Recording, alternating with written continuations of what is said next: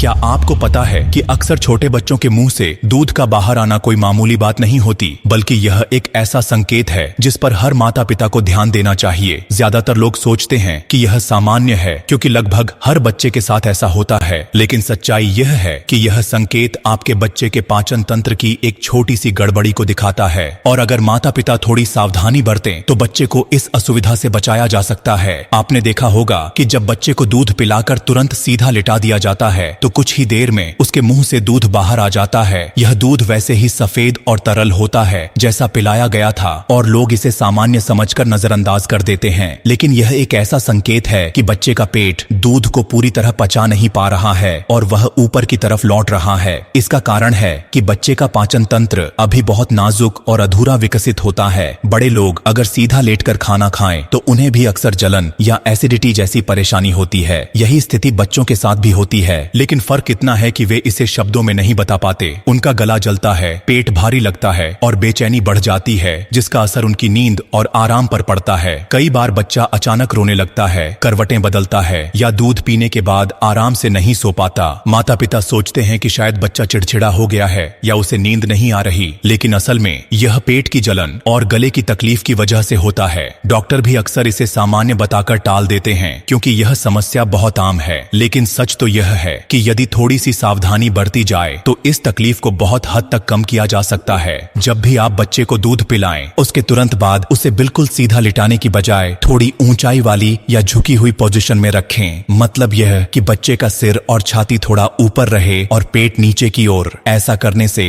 दूध नीचे की तरफ पेट में जमा रहेगा और आसानी से पच सकेगा और बार बार बाहर नहीं आएगा। यही पोजीशन बच्चे के गले और पेट को जलन से बचाती है। यह छोटा सा बदलाव बच्चे की सेहत और आराम के लिए बहुत बड़ा फर्क ला सकता है। बच्चा चैन से सो पाएगा, कम रोएगा और उसके पाचन में सुधार होगा। माता पिता के लिए भी यह राहत की बात होगी क्योंकि बार बार दूध बाहर आने की परेशानी नहीं होगी और बच्चे की नींद और पोषण दोनों बेहतर होंगे। याद रखिए, बच्चे का शरीर बहुत नाजुक होता है और उसका हर छोटा संकेत हमें कुछ न कुछ बताता है। मुंह से दूध का बाहर आना सिर्फ गंदगी या कपड़े खराब करने की बात नहीं है, बल्कि यह एक ऐसा संदेश है जिसे समझकर हम अपने बच्चे को असुविधा से बचा सकते हैं। अब आप सोचिए, अगर यह जानकारी आपको पहले से पता होती तो कितनी बार आपने अपने बच्चे को इस तकलीफ से बचा लिया होता। यही वजह है कि इस तरह की जानकारी को जितना हो सके उतना फैलाना चाहिए। हो सकता है कि आपके किसी रिश्तेदार, दोस्त या पड़ोसी का बच्चा भी रोज इसी परेशानी से गुजर रहा हो और माता पिता इसे सामान्य समझकर अनदेखा कर रहे हों। अगर यह बात उन तक पहुंचे तो वे भी अपने बच्चे की देखभाल और अच्छे से कर पाएंगे।